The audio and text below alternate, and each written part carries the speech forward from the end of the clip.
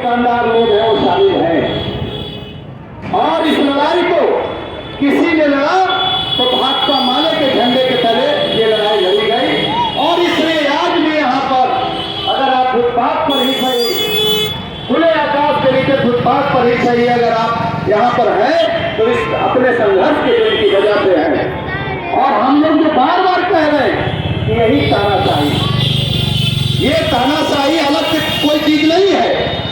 आपके अधिकारों को छीनकर बड़े लोगों को दे देना और बड़े लोगों के हित की रक्षा के लिए गरीब गुरबों आम लोगों के साथ एक कानून बनाकर तानाशाही तोड़कर उनको विदा कर देना, उनको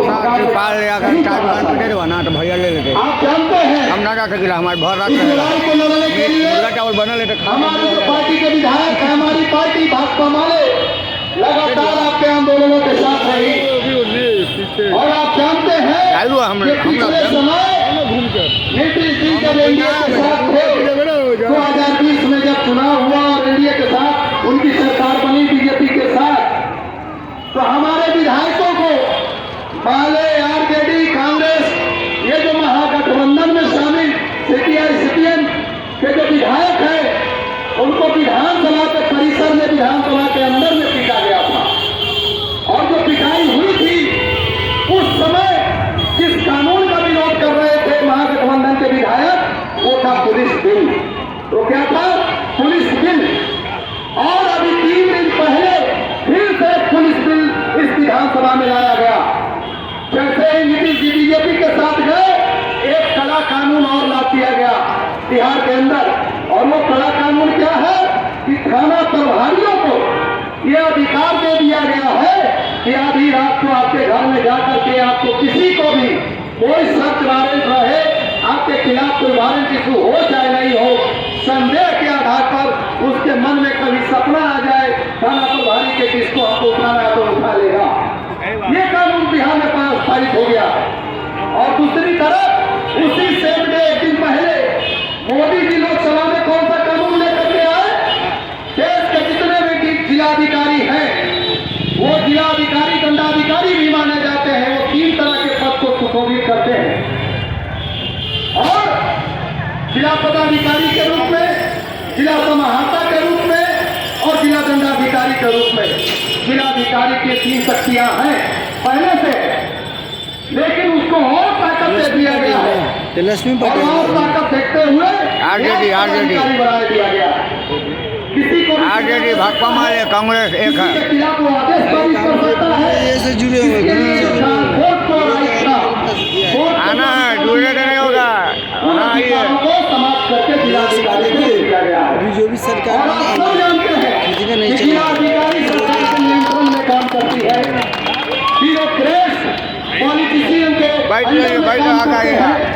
और हिंदुस्तान में कोई सरकार रहे, बिहार में कोई सरकार रहे, बंगाल में की सरकार रहे, उड़ीसा में की सरकार रहे या किसी राज्य में किसी की सरकार रहे, लेकिन उसका नियंत्रण मोदी जी का होगा।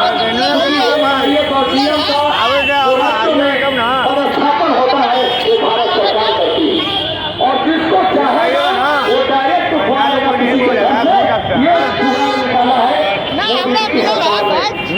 तो देश के अंदर तानाशाही कानून लाया जा रहा है। और आपको ठीक कुछ ही दिन पहले की बात है कि देश के सुप्रीम कोर्ट ने और 1-2 जजों ने नहीं, 7 संवैधानिक पीठ की जजों ने ये फैसला सुनाया कि मोदी जी का इलेक्टोरल बॉन्ड असंवैधानिक है। ये 7 जजों की पीठ ने सुनाया। तो मैं कहना चाहता हूं, ये मेरी बात नहीं थी, ये सिर्फ एक घटना थी, ये समाचार था जो अखबारों में छपा, टीवी में आया, मैंने उसको आपको बता दिया। मैं अपनी बात अब कह रहा हूं कि यह सरकार जब जब जनता से विश्वास कोई सरकार खोती है तो तानाशाही पर उतरती है। यही उसका फंडा है। और इस देश में अघोषित रूप से पुलिस राज, मिलिट्री राज को पूरा पावर दिया जा रहा है।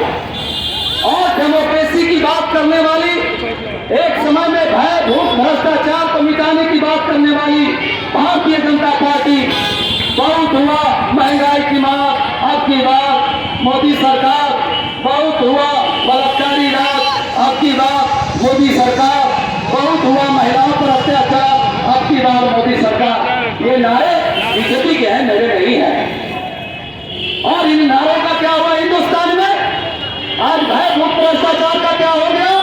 सबसे ज्यादा भय और सबसे ज्यादा भ्रष्टाचार 6,500 करोड़ रुपया इलेक्ट्रोनल बॉन्ड में बीजेपी को मिला। मालूम है 6,500 करोड़ रुपया कितना होता है? 6,500 करोड़ कितना होता है? 100 करोड़ का 1 अरब होता है। 100 करोड़ का 1 अरब होता है। 1000 करोड़ का 10 अरब होगा। आप जोड़ लीजिए कि कितना अरब हो गया, और सारे अरबों को मिला दीजिए तो कितना खरब हो गया।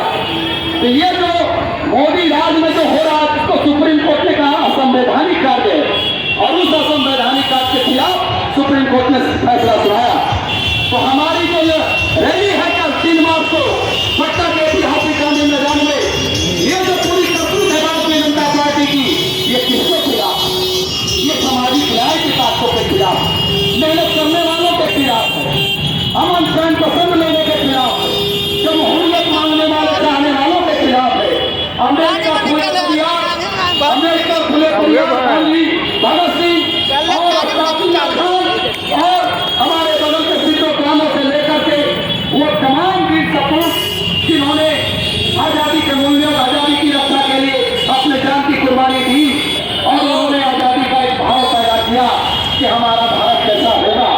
हमारे भारत में अम्बेडकर ने कहा कि सामाजिक, राजनीतिक और आर्थिक गैर बराबरी को खत्म करना होगा। आज मोदी के राज में सबसे ज्यादा गैर बराबरी बढ़ी है। अमीर अमीर होते गए, गरीब गरीब होते जा रहे हैं, अधिकार छीने जा रहे हैं, अधिकारों की लूट है, वेतन की लूट है, मजदूरी की लूट है। ये चौतरफा लूट मचा है हिंदुस्तान के अंदर। और पूरी दुनिया में आप गूगल सर्च कर लीजिए, पूरी दुनिया में सबसे भ्रष्टम सरकारों में नरेंद्र मोदी सरकार का नाम आता है। एक पैसे का हिसाब इस सरकार ने, जिसने कहा कि मैं चौकीदार हूं, पाई पाई का हिसाब दूंगा, ये नरेंद्र मोदी का स्पीच है। और आज वो कह रहे हैं सुप्रीम कोर्ट में कि हम 6,500 करोड़ रुपया लिए, हम एक का नाम नहीं बताएंगे कि हमको किसने पैसा दिया। अरे भाई, यहाँ कपड़ा बेचने वाला, यहाँ चाय बेचने वाले, लट्ठों बेचने वाले, निमकी बेचने वाले, कंघी बेचने वाले, पुराना कपड़ा बेचने वाले तो आपको चंदा नहीं दिए, तो दिया कौन? 6,500 करोड़ वो अडानी दिया, वो अंबानी दिया, वो टाटा दिया, वो बिरला दिया, और इनका अपने जेब भरा। आज पूरे हिंदुस्तान में एक ठेकेदार है, बड़ा ठेकेदार, और उसका नाम है अडानी। आज भारत का कोई प्रोजेक्ट, बड़ा प्रोजेक्ट देख लीजिए, वो रेलवे में हो, वो पेट्रोलियम में हो, वो उड़ान के क्षेत्र में हो, हवाई जहाज के क्षेत्र में हो, हवाई अड्डा के क्षेत्र में हो, तमाम जगहों पर किसको ठेका मिला? अडानी को ठेका मिला। तो पैसा कौन देगा? यहाँ का फुटपाथ उठा। इसलिए मेरे दोस्तों, ये बचाना है। और कल 3 मार्च को जो भगत सिंह, पेरियार, अम्बेडकर फूले को मानने वाले हैं, जो कटोरी ठाकुर को मानने वाले हैं, जो लोहिया को मानने वाले हैं, जो भगत सिंह को मानने वाले हैं, जो गांधी को मानने वाले हैं, उनसे हमारी अपील है, सामाजिक न्याय के आंदोलन को आगे बढ़ाने के लिए कल पटना के गांधी मैदान चले, आजादी की रक्षा के लिए, अधिकार और लोकतंत्र की रक्षा के लिए कल गांधी मैदान चले। और ये जो तानाशाही राज है, इस तानाशाही राज को चुनौती देने के लिए, दोनों हाथ की चुनौती देने के लिए कल पटना के गांधी मैदान चले। यही बात आपसे कहना है। जरूर आइए, आप तमाम लोग आइए। मगही में हम लोग का निमंत्रण चलता है, चुलिया लेवा, हम चुलिया लेवा निमंत्रण देने आए हैं। खाने पीने का कोई